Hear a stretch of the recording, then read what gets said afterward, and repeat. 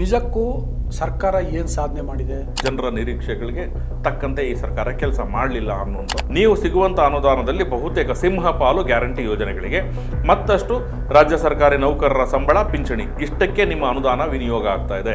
ಹಾಗಾಗಿ ಅಭಿವೃದ್ಧಿ ಯೋಜನೆಗಳೇನು, ಯಾಕೆ ಗ್ರಾಮೀಣ ರಸ್ತೆಗಳು ಈಗಲೂ ಆ ರೀತಿಯಾಗಿವೆ? ಕಳೆದ 4 ವರ್ಷಗಳಂದ್ರೆ ಬಿಜೆಪಿ ಅವಧಿಯಲ್ಲಿ ಆಳದಂಥ ರಸ್ತೆಗಳು ಇಲ್ಲಿವರೆಗೆ ದುರಸ್ತಿಯಾಗಿಲ್ಲ.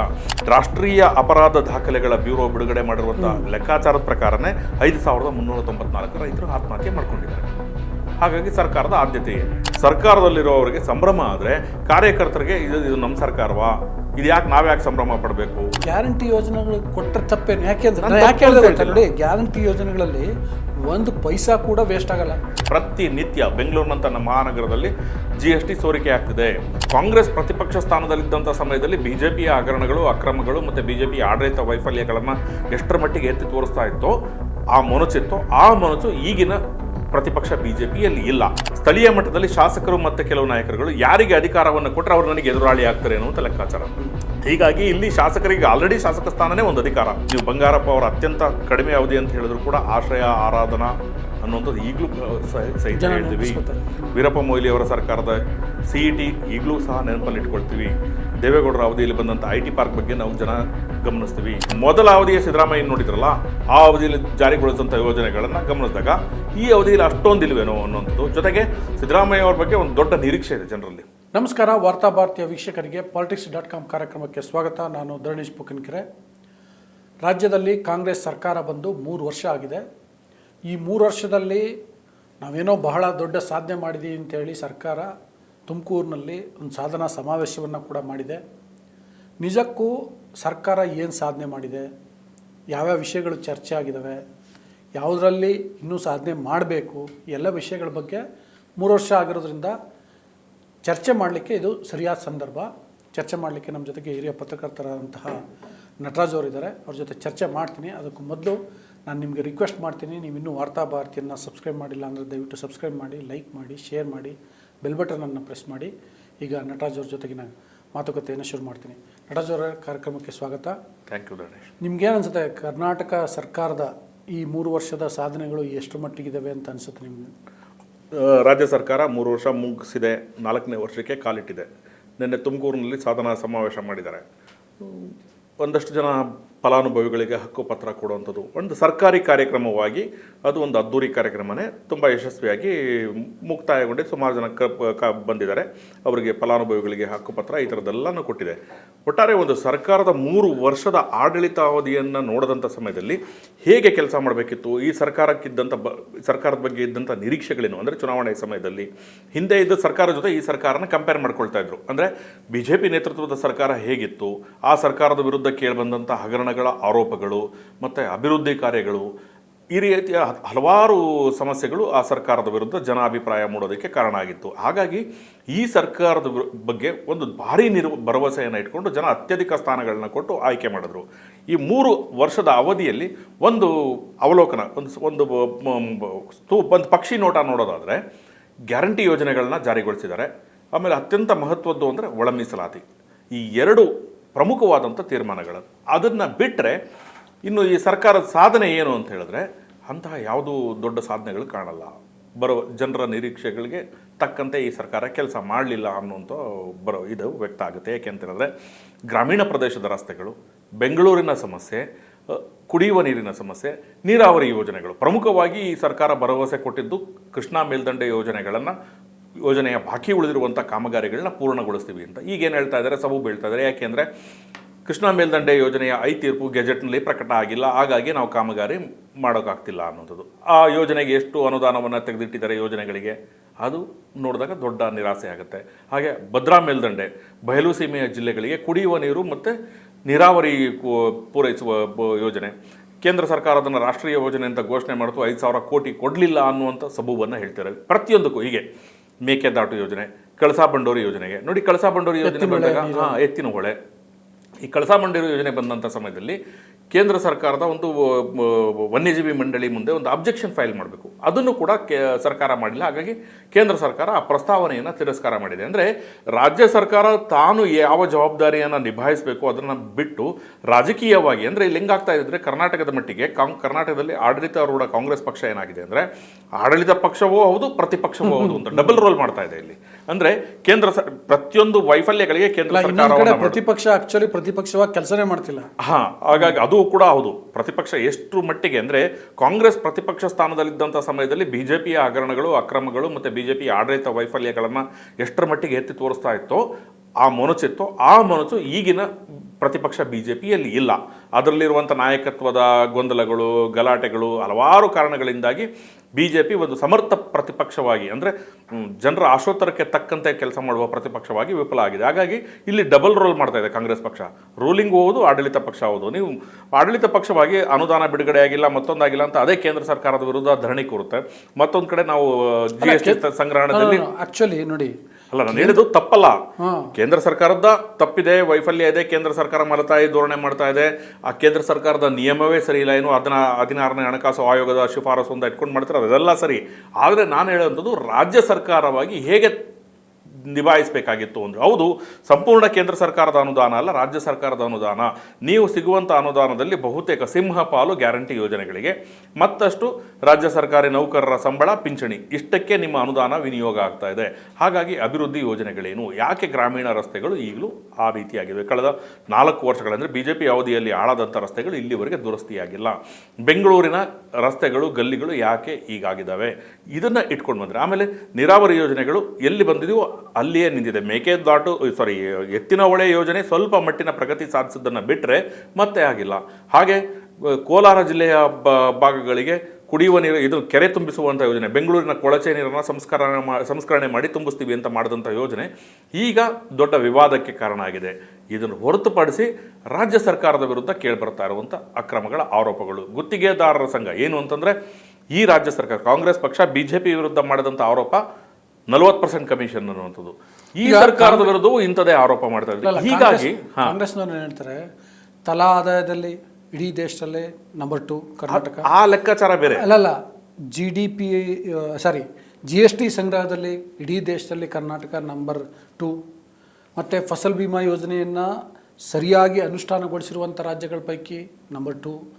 ಮತ್ತು ವಿದೇಶಿ ಬಂಡವಾಳವನ್ನು ಆಕರ್ಷಿಸುವ ದೃಷ್ಟಿಯಲ್ಲಿ ಕರ್ನಾಟಕ ನಂಬರ್ 2. ಅಂದರೆ ಇದು ಕೂಡ ಮಾನದಂಡ ಅಲ್ಲವಾ ಒಂದು ಸರ್ಕಾರದ ಸಾಧನೆಯನ್ನು ಅಳಿಲಿಕ್ಕೆ? ಕಾಂಗ್ರೆಸ್ಸು ಇವುಗಳನ್ನು ಇಟ್ಕೊಂಡು ಸಮರ್ಥಿಸ್ಕೊಳ್ತಿದೆ. ನೋಡಿ, ಇದೆಲ್ಲ ಸಾಧಿಸಿದ್ವಿ ನಾವು, ಅಭಿವೃದ್ಧಿ ಆಗದೇ ಇದ್ದರೆ ಇವೆಲ್ಲ ಸಾಧನೆ ಆಗ್ತಿತ್ತಾ ಅನ್ನುವಂಥ ಪ್ರಶ್ನೆಗಳನ್ನು ಮಾಡ್ತಿದ್ದಾರೆ. ಅದನ್ನೇ ನಾಳೆ ಈಗ ಒಟ್ಟು ಈ GDP ಅಥವಾ ತಲಾ ಆದಾಯ, ನೀವು GST ಸಂಗ್ರಹಣೆ ಅಂತ ಹೇಳ್ತೀವಿ, ಇಡೀ ರಾಜ್ಯವನ್ನು ಒಂದು ಯೂನಿಟ್ ಆಗಿ ತೊಗೊಂಡು ನೋಡ್ತಾರೆ. ಅಲ್ಲಿ ಒಬ್ಬರ ಆದಾಯ 1000 ರೂಪಾಯಿ ಇದ್ದರೆ ಮತ್ತೊಬ್ಬನ ಆದಾಯ 50 ರೂಪಾಯಿ ಇರುತ್ತೆ. ಆಗ ಒಟ್ಟು ಎಲ್ಲರೂ ತೊಗೊಂಡಾಗ ಬಂದಾಗ ಒಟ್ಟು ರಾಜ್ಯವನ್ನು ತೊಗೊಂಡು ಬಂದಂಥ ಸಮಯದಲ್ಲಿ 950 650 ಈ ರೀತಿಯ ಲೆಕ್ಕ ಹಾಕ್ತಾರೆ. ಅದಲ್ಲ, ಬೆಂಗಳೂರಿನ ಒಬ್ಬ ಸಾಮಾನ್ಯ ಜನರ ಸ್ಥಿತಿಗತಿ ಹೇಗಿದೆ, ಹಾಗೆ ಬೀದರ್ನ ಸ್ಥಿತಿಗತಿ ಇರುತ್ತೆ, ಹೇಗೆ ಲೆಕ್ಕಾಚಾರ ಹಾಕೋಬೇಕಾಗುತ್ತೆ. ಈ ಸರ್ಕಾರ ಅಸ್ತಿತ್ವಕ್ಕೆ ಬಂದ ನಂತರದಲ್ಲಿ 2 ವರ್ಷದ ಅವಧಿಯಲ್ಲಿ ರಾಷ್ಟ್ರೀಯ ಅಪರಾಧ ದಾಖಲೆಗಳ ಬ್ಯೂರೋ ಬಿಡುಗಡೆ ಮಾಡಿರುವಂಥ ಲೆಕ್ಕಾಚಾರದ ಪ್ರಕಾರನೇ 5394 ರೈತರು ಆತ್ಮಹತ್ಯೆ ಮಾಡ್ಕೊಂಡಿದ್ದಾರೆ. ಹಾಗಾಗಿ ಸರ್ಕಾರದ ಆದ್ಯತೆ ಏನು? ಸರ್ಕಾರ ಇಲ್ಲಿವರೆಗೂ ಹೇಳ್ಕೊಳ್ತಾ ಬಂದಿದ್ದೇನು? ರೈತರಿಗೆ ನ್ಯಾಯಯುತ ಬೆಂಬಲ ಬೆಲೆ ಘೋಷಣೆ ಮಾಡ್ತೀವಿ ಅಂತೇಳಿ ಈ ಹಿಂದಿನ ಅವಧಿಯಲ್ಲಿ ಮುಖ್ಯಮಂತ್ರಿ ಸಿದ್ದರಾಮಯ್ಯ ಇದ್ದಂಥ ಅವರು ಪ್ರಕಾಶ್ ಕಮ್ಮರಡಿ ಅವರ ನೇತೃತ್ವದಲ್ಲಿ ಒಂದು ಕೃಷಿ ಬೆಲೆ ಆಯೋಗವನ್ನು ರಚನೆ ಮಾಡಿ ಆ ಶಿಫಾರಸನ್ನು ತಗೊಂಡು ಅದರ ಪ್ರಕಾರ ಕ್ರಮವನ್ನು ತಗೊಳ್ತೀವಿ ಅಂತ ಸಪರೇಟ್ ಕೃಷಿ ಭಾಗ್ಯ ಅಂತ ಕೊಟ್ಟಿದ್ರು. ಆದರೆ ಈಗ ಪ್ರಕಾಶ್ ಕಮ್ಮರಡಿ ಅವರ ವರದಿ ಏನಾಯಿತು? ಅದರ ಪ್ರಕಾರ ಯಾಕೆ ನೀವು ರೈತರ ಆತ್ಮಹತ್ಯೆ ತಡೆಗಟ್ಟುವ ನಿಟ್ಟಿನಲ್ಲಿ ಕ್ರಮಗಳನ್ನ ಕೈಗೊಳ್ಳಿಲ್ಲ? ಈ ರೀತಿಯಾದಂಥ ಹಲವಾರು ವೈಫಲ್ಯಗಳಿವೆ. ಇದು ಸರ್ಕಾರ ಆಡಳಿತಾತ್ಮಕವಾಗಿ ಕೈಗೊಂಡಂಥ ವೈಫಲ್ಯಗಳ ಒಂದು ಪಟ್ಟಿ. ಹಾಗೆ ಸರ್ಕಾರದ ವಿರುದ್ಧ ಕೇಳಿಬರುತ್ತಾ ಇರುವಂಥ ಆರೋಪಗಳು, ಅಕ್ರಮಗಳು ಮತ್ತು ಗುತ್ತಿಗೆದಾರರು ಮಾಡ್ತಾ ಇರುವಂಥ ಆರೋಪಗಳಿಗೆ ಒಂದು ಸಮರ್ಥವಾದಂಥ ಉತ್ತರವನ್ನು ಕೊಡುವ ನಿಟ್ಟಿನಲ್ಲಿ ಆಗ್ತಾ ಇರೋದು ಇದು ಒಂದು ಆಡಳಿತಾತ್ಮಕ ವೈಫಲ್ಯ. ಇನ್ನು ಪಕ್ಷದ ಕಾರ್ಯಕರ್ತರಲ್ಲಿ ಸರ್ಕಾರದ ಮಟ್ಟದಲ್ಲಿ ಮುಖ್ಯಮಂತ್ರಿ, ಮಂತ್ರಿಗಳು, ಕೆಲವು ಶಾಸಕರು ಸಂಭ್ರಮ ಪಟ್ಟಿದ್ದಾರೆ ಸಾಧನೆ ಅಂತೇಳಿ 3 ವರ್ಷದ. ಆದರೆ ಪಕ್ಷದ ವಲಯಕ್ಕೆ ಹೋದಂಥ ಸಮಯದಲ್ಲಿ ಕಾರ್ಯಕರ್ತರಲ್ಲಿ ಅಂತ ಉತ್ಸಾಹನೇ ಕಾಣ್ತಲ್ಲ. ಅದ್ರ ಬಗ್ಗೆ ಸಾಧನಾ ಸಮಾವೇಶದಲ್ಲಿ ಸಚಿವ ಸತೀಶ್ ಜಾರಕಿಹೊಳಿ ಅವರು ಅದನ್ನು ಹೇಳೋದು, 3 ವರ್ಷ ಆಯಿತು ನಾವು ಕಾರ್ಯಕರ್ತರಿಗೆ ಅಧಿಕಾರವನ್ನು ಕೊಟ್ಟಿಲ್ಲ ಅಂತ ಅವರೇ ಅಸಮಾಧಾನವನ್ನು ನೀವು ತುಮಕೂರಲ್ಲೇ ತಗೊಳ್ಳಿ, ತುಮಕೂರಲ್ಲಿ ಸಾಧನಾ ಸಮಾವೇಶ ಮಾಡಿದ್ದು. ತುಮಕೂರು ನಗರಾಭಿವೃದ್ಧಿ ಪ್ರಾಧಿಕಾರ ಸೇರಿದಂತೆ ಹಲವಾರು ನಿಗಮ ಮಂಡಳಿಗಳು, ಭೂನ್ಯಾಯ ಮಂಡಳಿಗಳು, ಆರಾಧನಾ ಸಮಿತಿಗಳು, ವಿದ್ಯುತ್ ಮಂಡಳಿಗಳು, ಈ ರೀತಿಯಾದಂಥ ಸುಮಾರಷ್ಟು ಸಮಿತಿಗಳಿದ್ದಾವೆ. ಅಲ್ಲಿ ಪಕ್ಷದ ಕಾರ್ಯಕರ್ತರಿಗೆ ಒಂದು ಸಣ್ಣ ಅಧಿಕಾರವನ್ನು ಕೊಡ್ಬೋದಲ್ಲ. ತಮ್ಮದೇ ಆದಂಥ ಸರ್ಕಾರ ಬಂದಿದೆ, ನಾವು ಒಂದಷ್ಟು ಮಾಡಿದೀವಿ ಅಂತ. ಈ ಹಿಂದಿನ ಬಿಜೆಪಿ ಸರ್ಕಾರ ಸಾವಿರಾರು ಹುದ್ದೆಗಳಿದ್ದಾವೆ. ನಿಗಮ ಮಂಡಳಿಗಳು, ಅದರ ಅಧ್ಯಕ್ಷ ಸ್ಥಾನ, ಸದಸ್ಯ ಸ್ಥಾನ, ಆಮೇಲೆ ಸಿಂಡಿಕೇಟ್ಗಳಲ್ಲಿ, ನಾಮನಿರ್ದೇಶನಗಳಲ್ಲಿ, ಇದೆಲ್ಲ ನೋಡಿದ್ರೆ ಸಾವಿರಾರು ಹುದ್ದೆಗಳಿದ್ದಾವೆ. ಅದೇ ಧರ್ನೇಶ್ ಹೇಳಿಕೊಟ್ಟೆ ನಾನು. ಬಿಜೆಪಿಯ ಅಧಿಕಾರಾವಧಿ ಮೊದಲ ಅವಧಿನಲ್ಲಿ ಕಾಂಗ್ರೆಸ್ JDS ಸರ್ಕಾರ ಆಯಿತು. ಅದಾದ ನಂತರ ಬಿಜೆಪಿ ಆಪರೇಷನ್ ಕಮಲದ ಮೂಲಕ ಅಧಿಕಾರಕ್ಕೆ ಬಂತು. 4 ವರ್ಷ 8 ತಿಂಗಳವರೆಗೆ, 4.5 ವರ್ಷ ಸರಿ ಸುಮಾರು ಆಡಳಿತ ನಡೆಸಿತು. ಆ 4.5 ವರ್ಷದಲ್ಲಿ 2 ಅವಧಿಗೆ ಕಾರ್ಯಕರ್ತರಿಗೆ ಅಧಿಕಾರ ಸಿಕ್ತು. 2 ವರ್ಷ 2 ವರ್ಷ ಅನ್ನೋ ರೀತಿಯಲ್ಲಿ ತುಮಕೂರಿನಲ್ಲೇ ಹಲವಾರು ಮಂದಿ ಕಾರ್ಯಕರ್ತರಿಗೆ ವಿವಿಧ ಮಂಡಳಿಗಳಲ್ಲಿ ಅಧಿಕಾರ ಸಿಕ್ತು. ಆದರೆ ಇಲ್ಲಿ 3 ವರ್ಷ ಆದರೂ ಕೂಡ ಕಾರ್ಯಕರ್ತರಿಗೆ ಅಧಿಕಾರ ಸಿಕ್ಕಿಲ್ಲ. ಸರ್ಕಾರ ಮತ್ತೆ ಪಕ್ಷ ಮುನ್ನಡೆಸುವಂಥವ್ರು ಮತ್ತೆ ಸರ್ಕಾರ ನಡೆಸುವಂಥವ್ರು, ಸರ್ಕಾರವನ್ನು ಮುನ್ನಡೆಸೋರು ಒಟ್ಟಾಗಿ ಕುಳಿತು ಚರ್ಚೆ ಮಾಡಿದ್ದಿದ್ರೆ ಒಂದು ಅವಧಿಗೆ ಒಂದಷ್ಟು ಜನ ಕಾರ್ಯಕರ್ತರಿಗೆ ಅಧಿಕಾರವನ್ನು ಕೊಟ್ಟು ಇನ್ನೊಂದು ಅವಧಿಗೆ ಮತ್ತಷ್ಟು ಜನರಿಗೆ ಅಧಿಕಾರವನ್ನು ಕೊಡ್ಬೋದಿತ್ತು. ಆ ಮಟ್ಟಕ್ಕೆ ಕಾರ್ಯಕರ್ತರಲ್ಲಿ ಇದು ನಮ್ಮ ಪಕ್ಷದ ಸರ್ಕಾರ ಅನ್ನುವಂಥ ಉತ್ಸಾಹ ಮೂಡಿಸ್ತಾ ಇತ್ತು. ಇದು ಸಾಧ್ಯ ಆಗಿಲ್ಲ. ಯಾಕೆ ಅಂದರೆ ಇವರಲ್ಲಿರುವಂಥ ಆಂತರಿಕ ಗೊಂದಲ. ಯಾವ ಕಾರ್ಯಕರ್ತರು ಯಾವ ಬಣ್ಣದಲ್ಲಿ ಗುರುತಿಸ್ಕೊಂಡಿದ್ದಾರೆ, ಯಾರಿಗೆ ಅಧಿಕಾರ ಕೊಟ್ಟರೆ ಮತ್ತೇನಾಗುತ್ತೆ ಅಂತ ಈ ಮೇಲ್ಮಟ್ಟದ ನಾಯಕರು ಒಂದು ಚಿಂತನೆ ಮಾಡಿದ್ರೆ, ಸ್ಥಳೀಯ ಮಟ್ಟದಲ್ಲಿ ಶಾಸಕರು ಮತ್ತು ಕೆಲವು ನಾಯಕರುಗಳು ಯಾರಿಗೆ ಅಧಿಕಾರವನ್ನು ಕೊಟ್ಟರೆ ಅವ್ರು ನನಗೆ ಎದುರಾಳಿ ಆಗ್ತಾರೆ ಅನ್ನುವಂಥ ಲೆಕ್ಕಾಚಾರ. ಹೀಗಾಗಿ ಇಲ್ಲಿ ಶಾಸಕರಿಗೆ ಆಲ್ರೆಡಿ ಶಾಸಕ ಸ್ಥಾನನೇ ಒಂದು ಅಧಿಕಾರ. ಆ ಶಾಸಕ ಸ್ಥಾನದ ಜೊತೆಗೆ ಅವರು ಮಂತ್ರಿ ಸ್ಥಾನಕ್ಕೆ ಪೈಪೋಟಿ ಮಾಡಬಾರದು ಅಂತ ಕ್ಯಾಬಿನೆಟ್ ರ್ಯಾಂಕ್ ಇರುವಂಥ ಒಂದು ನಿಗಮ ಮಂಡಳಿಗಳಲ್ಲಿ ಅವಕಾಶವನ್ನು ಕೊಟ್ಟಿದ್ದೀರಿ. ಕಾರ್ಯಕರ್ತರು ಏನು ಮಾಡಿದರೆ, ಹಗಲು ರಾತ್ರಿ ಪಕ್ಷದ ಪರವಾಗಿ ಕೆಲಸ ಮಾಡೋದಂಥ ಕಾರ್ಯಕರ್ತರಿಗೆ ಅಧಿಕಾರ ಕೊಟ್ಟಿಲ್ಲ. ಹಾಗಾಗಿಯೇ ಸರ್ಕಾರದ ಈ ಸಾಧನಾ ಸಮಾವೇಶ ಅನ್ನುವಂಥದ್ದು ಸರ್ಕಾರದಲ್ಲಿರೋವರಿಗೆ ಸಂಭ್ರಮ ಆದರೆ, ಕಾರ್ಯಕರ್ತರಿಗೆ ಇದು ನಮ್ಮ ಸರ್ಕಾರವಾ, ಇದು ನಾವ್ಯಾಕೆ ಸಂಭ್ರಮ ಪಡಬೇಕು? ಈ ರೀತಿಯಾದಂಥ ಯಾವುದೇ ಪಕ್ಷದ ಕಚೇರಿ ಮುಂದೆ ನಿನ್ನೆ ನಡೆದಂಥ ಸಾಧನಾ ಸಮಾವೇಶದ ಬಗ್ಗೆ ಆಗಲಿ ಅಥವಾ 3 ವರ್ಷದ ಸಂಭ್ರಮ ಕಾಂಗ್ರೆಸ್ ಪಕ್ಷದ ಯಾವುದೇ ಕಚೇರಿ ಮುಂದೆ ಸಂಭ್ರಮ ಆಚರಣೆ ಆಗಲಿಲ್ಲ. ಯಾಕೆ ಅಂತ ಹೇಳಿದ್ರೆ, ಆ ಯಾವುದೇ ಕಾರ್ಯಕರ್ತರಿಗೂ ಇದು ನಮ್ಮ ಸರ್ಕಾರ ಅಂತ ಅನಿಸುವ ರೀತಿಯಲ್ಲಿ ಇವರು ಕೆಲಸ ಮಾಡಲಿಲ್ಲ ಅನ್ನೋಂಥದ್ದು ದೊಡ್ಡ ವಿಷಾದ ಹೇಳ್ಬೋದು. ನಿನ್ನೆ ಮುಖ್ಯಮಂತ್ರಿಯವರು ಭಾಷಣ ಮಾಡಿದ್ದಾರೆ. 580 ಪ್ರಣಾಳಿಕೆಯಲ್ಲಿ ಕೊಟ್ಟಿದ್ದಂಥ 580 ಭರವಸೆಗಳ ಪೈಕಿ ನಾವು 290ಕ್ಕೂ ಹೆಚ್ಚು ಭರವಸೆಗಳನ್ನು ಈಡೇರಿಸಿದ್ದೀವಿ, ಉಳಿದನ್ನು ಮತ್ತೆ ಮಾಡ್ತೀವಿ ಅಂತ. ಹಂಗಿದ್ಮೇಲೆ ಮತ್ತೆ ಬಂದಿರ್ಬೇಕಲ್ಲ, ಯೋಜನೆಗಳೆಲ್ಲ ಜಾರಿ ಆಗಿರಬೇಕು, ಕೆಲಸ ಆಗಿರಬೇಕು. ಆ ಮಟ್ಟಕ್ಕೆ ನಿನ್ನೆದು ಯಶಸ್ವಿ ಸಮಾವೇಶ. ಜನಸಾಮಾನ್ಯರ ಹಲವು ಬೇಡಿಕೆಗಳಿಗೆ ಪಹಣಿ ಕೊಡುವಂಥದ್ದು, ಅವರಿಗೆ ಪೋಡಿ ಮಾಡಿಕೊಡುವಂಥದ್ದು, ಕೆಲವು ಕಂದಾಯ ಇಲಾಖೆಲಾಗಿರುವಂಥ ಕಂದಾಯ ಇಲಾಖೆ ಒಳ್ಳೆ ಕೆಲಸ, ಅರಣ್ಯ ಇಲಾಖೆನಲ್ಲಾಗಿರುವಂಥ ಕೆಲವು ಕಾರ್ಯಕ್ರಮಗಳಿದ್ದಲ್ಲ, ಆ ಕೆಲಸ ಆಗಿದೆ. ನೀವು ಈಡೇರಿಸುವಂಥ 290 ಭರವಸೆಗಳು ಯಾವುವು ಅಂತ ಪಟ್ಟಿ ಮಾಡ್ಕೊಳ್ತಾ ಬರಬೇಕು. ಅದರಲ್ಲಿರುವಂಥ ಪಟ್ಟಿಗಳು ಅಂದರೆ ಯಾವುದು ಸಣ್ಣ ಪುಟ್ಟ ಕೆಲವು ಯೋಜನೆಗಳಿರ್ತಾವೆ ಅದನ್ನು ಘೋಷಣೆ ಮಾಡಿದ್ದಾರೆ. ಅದೇ ಜನಕ್ಕೆ ಬೇಕಾಗಿರುವಂಥದ್ದು, ನೀವು ರಸ್ತೆ ಯಾವ ರೀತಿಯಾದಂಥ ರಸ್ತೆಯನ್ನು ಅಭಿವೃದ್ಧಿ ಮಾಡಿದಿರಿ, ಆಸ್ಪತ್ರೆಗಳು ಎಷ್ಟು ಕೊಟ್ಟಿದ್ದೀರಿ, ಕುಡಿಯುವ ನೀರಿನ ಯೋಜನೆಗಳು ಎಷ್ಟಾಗಿದೆ, ಪ್ರಮುಖವಾಗಿ ಬಂದಿರುವಂಥದ್ದು ನೀರಾವರಿ ಯೋಜನೆಗಳು. ನೀವು ಯಾಕೆ ಅದನ್ನೇ ಘೋಷಣೆ ಮಾಡೋದಂತೂ ಅತ್ಯಂತ ಹೆಚ್ಚು ಹಣ ಬಿಡುಗಡೆ ಆಗಬೇಕಾಗಿದ್ದಲ್ಲಿ, ಆದರೆ ನಿಮ್ಮ ಹೆಚ್ಚು ಹಣವನ್ನು ಗ್ಯಾರಂಟಿ ಯೋಜನೆಗಳಿಗೆ ಇದು ಮಾಡ್ತೀರಿ. ಅಂದರೆ ನೀವು ಒಂದು ಒಂದು ನಿಮಿಷ, ಗ್ಯಾರಂಟಿ ಯೋಜನೆಗಳು ಕೊಟ್ಟರೆ ತಪ್ಪೇನು? ಯಾಕೆ ನೋಡಿ, ಗ್ಯಾರಂಟಿ ಯೋಜನೆಗಳಲ್ಲಿ 1 ಪೈಸಾ ಕೂಡ ವೇಸ್ಟ್ ಆಗಲ್ಲ. 2,000 ರೂಪಾಯಿ ಸರ್ಕಾರದಿಂದ ರಿಲೀಸ್ ಆಗುತ್ತೆ, ಅದು ನೇರವಾಗಿ ಫಲಾನುಭವಿಗಳ ಖಾತೆಗೆ ಹೋಗುತ್ತೆ. ಎಲ್ಲೂ ಮೊದಲು ಮಧ್ಯವರ್ತಿಗಳ ಕಾಟ ಇರಲ್ಲ, ಮಧ್ಯವರ್ತಿಗಳಿಗೆ ದುಡ್ಡು ಸೋರಿಕೆ ಆಗಲ್ಲ, ಸರ್ಕಾರದಿಂದ ನೇರವಾಗಿ ಫಲಾನುಭವಿಗಳು ಹೋಗುತ್ತೆ. ಸೊ ಇದು ಹಂಗೆ ನೋಡಿದ್ರೆ ಇದು ಒಳ್ಳೆಯ ಯೋಜನೆ. ಆ ಥರದ ದೃಷ್ಟಿ ಮತ್ತೆ ಬಡವರನ್ನ ಆರ್ಥಿಕವಾಗಿ ಸಶಕ್ತಗೊಳಿಸುವಂತಹ ಯೋಜನೆಗಳು. ಸೊ ಅದಕ್ಕೆ ಕೊಟ್ಟಿದ್ದ ಬಗ್ಗೆ ಯಾಕೆ ಆಕ್ಷೇಪ? ನಾನು ಆಕ್ಷೇಪ ಮಾಡ್ತಿಲ್ಲ. ಗ್ಯಾರಂಟಿ ಯೋಜನೆಗಳ ಬಗ್ಗೆ ನನ್ನ ತಕರಾರೇ ಇಲ್ಲ. ಗ್ಯಾರಂಟಿ ಯೋಜನೆಗಳು ದುಡ್ಡೆಲ್ಲ ಹೋಗ್ತು.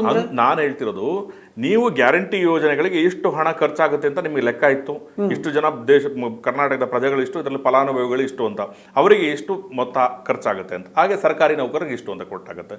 ನಿಮ್ಮ ಒಟ್ಟು ಬಜೆಟ್ನಲ್ಲಿ ಅಭಿವೃದ್ಧಿ ಯೋಜನೆಗಳಿಗೆ ಎಷ್ಟು ಹಣ?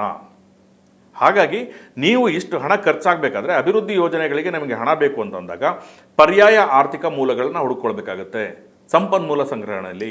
ರಾಜ್ಯ ಸರ್ಕಾರ GST ವ್ಯವಸ್ಥೆ ಬಂದ ಮೇಲೆ GST ವ್ಯವಸ್ಥೆಗೂ ಮೊದಲು ಬೇರೆ ಥರ ಇತ್ತು. ಈಗ ರಾಜ್ಯ ಸರ್ಕಾರಕ್ಕೆ ಹೊಸದಾಗಿ ಸಂಪನ್ಮೂಲಗಳನ್ನು ಕ್ರೋಢೀಕರಿಸಿಕೊಳ್ಳುವಂಥ ಅವಕಾಶವೇ ಇಲ್ಲ. ಇಲ್ಲ ಧರಣೇಶ್, ನೀವು ಅಲ್ಲೇ ಇರೋದು. GST ವ್ಯವಸ್ಥೆ ಕೂಡ ಬಂದರೂ ಕೂಡ GSTಯಲ್ಲಿ ಆಗ್ತಾ ಇರುವಂಥ ಸೋರಿಕೆ, ನೀವು ದೊಡ್ಡ ಪ್ರಮಾಣದಲ್ಲಿ ಸೋರಿಕೆ ಆಗ್ತಾ ಇದೆ. ನೀವು ನೋಡಿದ್ರಿ, ಮೊನ್ನೆ ತಾನೇ ಒಂದು ಉದಾಹರಣೆ ಬಂತು. ಇನ್ಪುಟ್ ಕ್ರೆಡಿಟನ್ನು ತಪ್ಪು ಮಾಹಿತಿಯನ್ನು ಕೊಟ್ಟು ಕ್ಲೈಮ್ ಮಾಡಿರುವಂಥ 2,000 ಕೋಟಿ. ಅಂತಹ ಹಲವಾರು ಉದಾಹರಣೆಗಳು ಪ್ರತಿನಿತ್ಯ ಬೆಂಗಳೂರಿನಂಥ ನಮ್ಮ ಮಹಾನಗರದಲ್ಲಿ GST ಸೋರಿಕೆ ಆಗ್ತಿದೆ. ಅಂದರೆ ಯಾರು ನಿಮಗೆ ಬಿಲ್ ವಿತೌಟ್ ಬಿಲ್ ನಿಮ್ಗೆ ಇಲ್ಲಿ ಬೆಂಗಳೂರು ಇಡೀ ರಾಜ್ಯದಲ್ಲಿ ಅತ್ಯಂತ ಹೆಚ್ಚು ವಹಿವಾಟು ನಡೆಯುವಂಥ ಪ್ರದೇಶ ಅವಿನ್ಯೂ ರೋಡ್ ಚಿಕ್ಕಪೇಟೆ ಪ್ರದೇಶ. ಇಲ್ಲಿ ಯಾವುದಾದ್ರೂ ಫ್ಲೈಯಿಂಗ್ ಸ್ಕ್ವಾಡ್ಸ್ ಇದೆಯಾ GSTಯನ್ನು ಕಲೆಕ್ಟ್ ಮಾಡಲಿಕ್ಕೆ? ಹಿಂದೆ ಮೊದಲು ಪ್ರಹರಿ ಅಂತ ಇರ್ತಾ ಇತ್ತು. ಪ್ರತಿ ಬಿಲ್ಲನ್ನು ಚೆಕ್ ಮಾಡೋರು ಯಾವ ಅಂಗಡಿನಲ್ಲಿ ಬಿಲ್ ಕೊಟ್ಟಿದ್ದಾರಾ ಅಥವಾ ಕಳ್ಳ ಬಿಲ್ಲ ಇದು ಒರಿಜಿನಲ್ ಬಿಲ್ಲ ಅಂತ. ಈಗ ಆ ರೀತಿ ಯಾರೂ ಮಾಡ್ತಿಲ್ಲ. GST ಎಲ್ಲಿ ಸೋರೋಗ್ತಿದೆ ಅಂತ ನೀವು ಬಿಲ್ಲೇ ಕೊಡಲ್ಲ. ನೀವು ಬಿಲ್ ಕೊಟ್ಟರೆ ತಾನೆ GST ಬರೋದು. ಹಾಗಾಗಿ ಈ ರೀತಿಯಾದ ಸೋರಿಕೆಯನ್ನು ತಡೆಗಟ್ಟುವ ನಿಟ್ಟಿನಲ್ಲಿ ಸರ್ಕಾರ ಮತ್ತೆ GST ಕಲೆಕ್ಷನ್ ಅಲ್ಲಿ ಇಡೀ ದೇಶದಲ್ಲೇ ಕರ್ನಾಟಕ ಅದಕ್ಕಿಂತ ಹೆಚ್ಚು ವ್ಯಾಪಾರ ಆಗ್ತಿದೆ ಇಲ್ಲಿ ನಿಮ್ಮಲ್ಲಿ. ನೀವು IT ಒಂದಷ್ಟು ಎಕ್ಸ್ಪೋರ್ಟ್ ಆಗ್ತಿದ್ದಿಲ್ಲ, GST ಅದೆಲ್ಲ ಲೀಗಲೈಸ್ ಮಾಡಬೇಕಾಗುತ್ತೆ. ನಾನು ಹೇಳಿದ್ದು ನಾನು ಬೆಂಗಳೂರಿನ ಚಿಕ್ಕಪೇಟೆ ಅವಿನ್ಯೂ ರೋಡ್ ಉದಾಹರಣೆ ಹೇಳಿದೆ. ಇಲ್ಲಿ ನಡೆಯುವಂಥದ್ದು ನೀವು ಅದನ್ನು ತಡೆಗಟ್ಟಲಿಕ್ಕೆ ಏನು ಮಾಡಬೇಕಾಗುತ್ತೆ? ಒಂದಷ್ಟು ಫ್ಲೈಯಿಂಗ್ ಸ್ಕ್ವಾಡ್ ಬರಬೇಕಾಗುತ್ತೆ. ಎಷ್ಟಿದೆ ನಮ್ಮಲ್ಲಿ ಫ್ಲೈಯಿಂಗ್ ಸ್ಕ್ವಾಡು? ಯಾಕೆ ಅವರಿಗೆ ಸಿಬ್ಬಂದಿಯನ್ನು ನಿಯೋಜನೆ ಮಾಡಿಲ್ಲ? ಅವ್ರ ಕೆಲಸ ಏನು? ನೀವು GST ಈ ರೀತಿಯ ತೆರಿಗೆ ವಂಚನೆಯನ್ನು ತಡೆಗಟ್ಟಬೇಕಾದಂಥ ಅಧಿಕಾರಿಗಳು ಕಚೇರಿಲೇ ಕೂತು ಕೆಲಸ ಮಾಡೋ ರೀತಿಯಲ್ಲಿ ಆಗಿದೆ. ಅವ್ರು ಫೀಲ್ಡ್ಗೆ ಬರೋಕ್ಕಾಗ್ತಾ ಇಲ್ಲ, ನಿಮಗೆ ಚೆಕ್ ಪೋಸ್ಟ್ಗಳು ಕೆಲಸ ಮಾಡ್ತಿಲ್ಲ. ಇದು ನಿಮ್ಮಲ್ಲಿ ಸೋರಿಕೆ ಆಗ್ತಾ ಇರುವಂಥದ್ದು. ಹಾಗಾಗಿ ನೀವೇನು ಮಾಡ್ತಿದ್ರೆ ಸಂಪನ್ಮೂಲ ಕ್ರೋಢೀಕರಣ ಇದಾಗಿರೋ ಹಿನ್ನೆಲೆಯಲ್ಲಿ ಬೆಂಗಳೂರಿನಲ್ಲಿರುವಂಥ ಕೆಲವು ಆಸ್ತಿಗಳನ್ನ ಹರಾಜು ಮಾಡುವಂಥದ್ದು ಮತ್ತು ಅಕ್ರಮ ಸಕ್ರಮ ಈ ರೀತಿ ಮಾಡಿ ದುಡ್ಡು ಕಲೆಕ್ಟ್ ಮಾಡಿ ಆ ರೀತಿ ಅಂತಹ ವೈಫಲ್ಯ ಆಗಿದೆ. ಹಾಗಾಗಿ ಈ ಸರ್ಕಾರ 3 ವರ್ಷ ಆಡಳಿತ ಅವಧಿ ಪೂರ್ಣಗೊಳಿಸಿದ್ರು ಕೂಡ ಗ್ಯಾರಂಟಿಗಳನ್ನು ಹೊರತುಪಡಿಸಿ, ನನಗೆ ಹೇಳಿದ್ನಲ್ಲ ಒಳ ಮೀಸಲಾತಿಯನ್ನು ಹೊರತುಪಡಿಸಿ ಇನ್ನಂತಹ ಕೆಲವು ಇದು ನನ್ನ ಯೋಜನೆ, ಈ ಸರ್ಕಾರದ ಒಂದು ಫ್ಲಾಗ್ಶಿಪ್ ಕಾರ್ಯಕ್ರಮ. ನೀವು ಉದಾಹರಣೆಗೆ ಬಂದಾಗ ನೀವು ಬಂಗಾರಪ್ಪ ಅವರ ಅತ್ಯಂತ ಕಡಿಮೆ ಅವಧಿ ಅಂತ ಹೇಳಿದ್ರು ಕೂಡ ಆಶ್ರಯ ಆರಾಧನಾ ಅನ್ನುವಂಥದ್ದು ಈಗಲೂ ಸಹಿತ ಹೇಳ್ತೀವಿ. ವೀರಪ್ಪ ಮೊಯ್ಲಿ ಅವರ ಸರ್ಕಾರದ CET ಈಗಲೂ ಸಹ ನೆನಪಲ್ಲಿ ಇಟ್ಕೊಳ್ತೀವಿ. ದೇವೇಗೌಡರ ಅವಧಿಯಲ್ಲಿ ಬಂದಂಥ IT ಪಾರ್ಕ್ ಬಗ್ಗೆ ನಾವು ಗಮನಿಸ್ತೀವಿ. SM ಕೃಷ್ಣ ಅವಧಿಯಲ್ಲಿ ಬಂದಂಥ ಮೆಟ್ರೋ ಮತ್ತಿತರ ಯೋಜನೆಗಳು, ಬೆಂಗಳೂರು ಸಿಟಿಗೆ ದೊರಕಂಥ ಯೋಜನೆಗಳನ್ನ ಜನ ನೆನಪಿಸ್ಕೊಳ್ತಾರೆ. ಈ 3 ವರ್ಷದ ಅವಧಿಯಲ್ಲಿ ಗ್ಯಾರಂಟಿಯನ್ನು ಬಿಟ್ಟರೆ ಮತ್ತೇನನ್ನು ನೀವು ಕೊಟ್ಟಿದ್ದೀರಿ? ಏನು ನೆನಪಲ್ಲಿರುವಂಥದ್ದು? ಕಾರ್ಯಕರ್ತರಲ್ಲಿ ಅಂತಹ ಒಂದು ವಿಶ್ವಾಸನೂ ಇಲ್ಲ, ಮತ್ತು ಸರ್ಕಾರ ಅನ್ನುವಂಥ ಸಂಭ್ರಮನೂ ಇಲ್ಲ. ಜನರಲ್ಲಿ ಅದೇ ಸಮಸ್ಯೆಗಳು ಮತ್ತು ಗುತ್ತಿಗೆದಾರರು ಮಾಡ್ತಾ ಇರುವಂಥ ಸೇಮ್ ಆರೋಪಗಳು. ಹಾಗಾಗಿ ಇನ್ನು ಉಳಿದಿರುವಂಥ 2 ವರ್ಷಗಳ ಅಧಿಕಾರಾವಧಿಯಲ್ಲಿ ಅತ್ಯುತ್ತಮವಾಗಿ ಕೆಲಸ ಮಾಡಿ ಜನರನ್ನ ರೀಚ್ ಮಾಡಿದ್ರೆ ಮಾತ್ರ ನೀವು ಮತ್ತೆ ಅಧಿಕಾರಕ್ಕೆ ಬರಲಿಕ್ಕೆ ಸಾಧ್ಯ ಆಗುತ್ತೆ. ಇಲ್ಲದೆ ಹೋದರೆ ಇದೇ ಸ್ಥಿತಿ ಮುಂದುವರೆದ್ರೆ ಖಂಡಿತ ಆಡಳಿತ ವಿರೋಧಿ ಅಲೆ ಈ ಸರ್ಕಾರದ ವಿರುದ್ಧ ಬಂದೇ ಬರುತ್ತೆ. ನಟರಾಜ್ ಅವರೇ, ಈಗ ಕಾಂಗ್ರೆಸ್ ಪ್ರಣಾಳಿಕೆಯಲ್ಲೇ ಹೇಳಿತ್ತು ಮತ್ತು ಜನಕ್ಕೂ ಕೂಡ ಅದರ ಬಗ್ಗೆ ನಿರೀಕ್ಷೆ ಇತ್ತು. ವಿಶೇಷವಾಗಿ ಮುಖ್ಯಮಂತ್ರಿ ಸಿದ್ದರಾಮಯ್ಯ ಬಗ್ಗೆ ನಿರೀಕ್ಷೆ ಇತ್ತು. ಏನಪ್ಪ ಅಂತಂದರೆ ಜಾತಿ ಗಣತಿ ವರದಿಯನ್ನು ಜಾರಿ ಮಾಡ್ತಾರೆ ಅಂತ. ಆಗಲೇ ಇಲ್ಲ. ಅದೊಂದು ಪ್ರಮುಖವಾದಂಥ ಭರವಸೆ ಈ ರಾಜ್ಯ ಸರ್ಕಾರ ಅಂದರೆ ಕಾಂಗ್ರೆಸ್ ಪಕ್ಷ ಪ್ರಣಾಳಿಕೆಯ ಮೂಲಕ ಕೊಟ್ಟಿದ್ದು. ನೀವು ಪರಿಶಿಷ್ಟ ಜಾತಿ ಮತ್ತು ಪರಿಶಿಷ್ಟ ಜಾತಿಗಳ ಒಳ ಮೀಸಲಾತಿ ಕೂಡ ದೊಡ್ಡ ಒಂದು ಬೇಡಿಕೆಯಾಗಿದೆ. ಸಮಾವೇಶ ಮಾಡಿ ಕೊಟ್ಟಂಥದ್ದು. ಆ ಸಮುದಾಯಗಳು ಸಂಘಟನಾತ್ಮಕವಾಗಿ ಸಂಘಟಿತವಾಗಿ ರಾಜ್ಯ ಸರ್ಕಾರದ ವಿರುದ್ಧ ಹೋರಾಟ ನಡೆಸಿದ್ರು ಮತ್ತು ಒತ್ತಡವನ್ನು ತಂದರು. ಅದರ ಪರಿಣಾಮ ಒಳ ಮೀಸಲಾತಿ ಜಾರಿಯಾಯಿತು. ಯಾಕೆ ಅಂತ ಹೇಳಿದ್ರೆ ಅದೇ ಸಮುದಾಯದ ಮೀಸಲಾತಿ ಕ್ಷೇತ್ರಗಳಿದ್ದಾವೆ.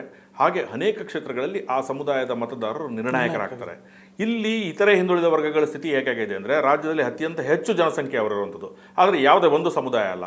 ಹಾಗಾಗಿ ಯಾವ ಸಮುದಾಯವೂ ಕೂಡ ಇತರೆ ಹಿಂದುಳಿದ ವರ್ಗಗಳಲ್ಲಿ ಬರುವಂಥ ಯಾವುದೇ ಸಮುದಾಯ ಕೂಡ ಯಾವುದೇ ವಿಧಾನಸಭಾ ಕ್ಷೇತ್ರದಲ್ಲೂ ನಿರ್ಣಾಯಕ ಅಲ್ಲ. ಅವರು ಒಂದಷ್ಟು ಬೇಕೇ ಬೇಕು ಅವ್ರ ಓಟು, ಆದರೆ ಅವ್ರು ಓಟ್ ಹಾಕಿದ್ರೇ ಗೆಲ್ತಾರೆ ಅನ್ನೋ ಸ್ಥಿತಿ ಇರಲಿಲ್ಲ.